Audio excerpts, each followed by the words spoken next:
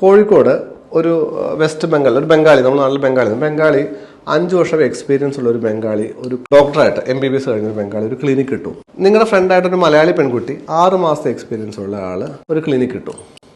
നിങ്ങൾ ഇവിടെ പോവോ ട്രീറ്റ്മെന്റിന്?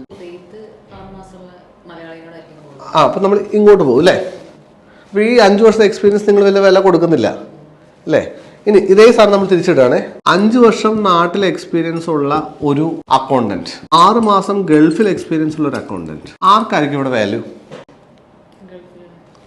നമ്മൾ മനസ്സിലായല്ലോ. അപ്പോൾ ഇവിടെ നിങ്ങളുടെ 10 വർഷത്തെ എക്സ്പീരിയൻസ് അങ്ങ് പോയേ.